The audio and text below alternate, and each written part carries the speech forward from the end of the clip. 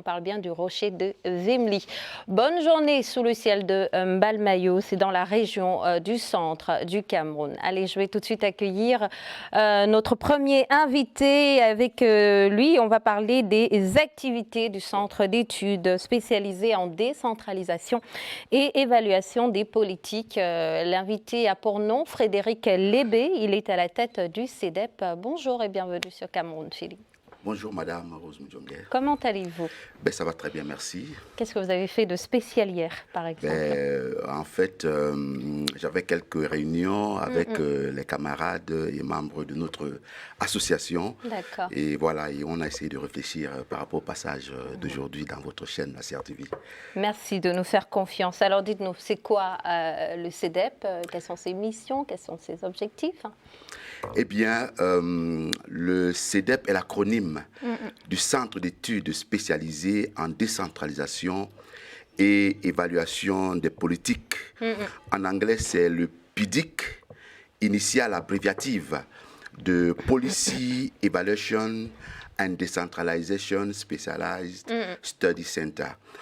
En effet, c'est un centre qui regroupe en son sein des hommes et des femmes vivant au Cameroun et en Occident qui ont des connaissances dans le domaine du management des collectivités territoriales décentralisées d'une part et d'autre part dans le domaine de la démocratie participative et délibérative qui accorde une voix de plus aux citoyens en dehors de celle du vote.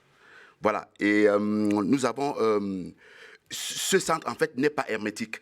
Parce que, en fait, en dehors de ces personnalités qui ont ces connaissances dites tantôt, elle regroupe aussi, le centre accueille aussi toute personne qui est susceptible d'apporter sa contribution pour faire en sorte que le centre puisse être porté vers le haut en termes d'efficacité. Alors dites-nous, comment est-ce que vous accompagnez les communes? Je précise qu'au Cameroun, on a 360 communes. Comment est-ce que vous les accompagnez dans le processus de décentralisation qui est déjà enclenché?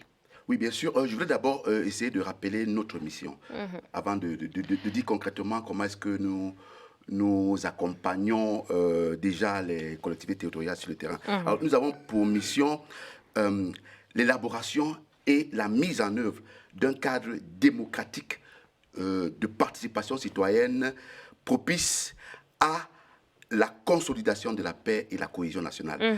Alors, par rapport à l'accompagnement, nous le faisons dans 4 axes principaux.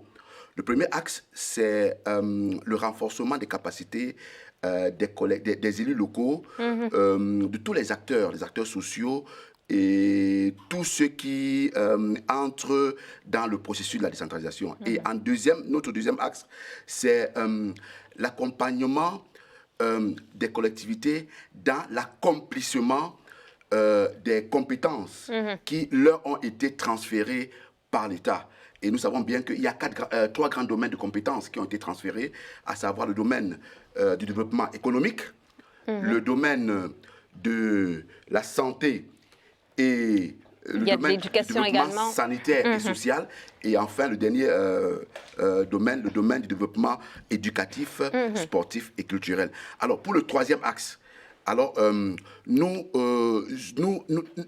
accompagnons les populations, plus précisément la jeunesse, afin que celle-ci puisse bénéficier de tout ce que le gouvernement a mis à sa disposition en termes de l'information et de l'aide au montage des projets. Et enfin, il y a le dernier volet qui est celui de l'évaluation. Et puis du financement, hein, parce que oui, quand on vous écoute, on attend la question argent. Oui, en fait, nous avons des partenaires au Cameroun et à l'étranger qui sont déjà prêts à nous soutenir dans cette action. Et sur quel projet, sur quel chantier est-ce que vous comptez vous mouvoir dans les prochaines semaines, voire les prochains mois?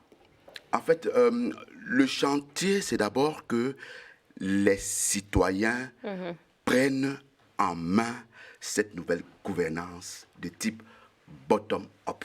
Parce qu'en fait, de plus en plus, on disait que les projets arrivent depuis Yaoundé. Maintenant, c'est les citoyens, c'est les habitants qui doivent, dans un cadre de concertation, décider ce dont ils veulent pour leur ville en termes d'embellissement de la ville, de l'enlèvement des ordures ménagères et effectivement de donner à leur milieu de vie l'image dont ils veulent, ces citoyens. D'accord. Allez, on va donc vous permettre de passer votre contact en direct, hein, parce que je suis sûre qu'il y a des téléspectateurs qui sont intéressés par le message que vous venez de passer.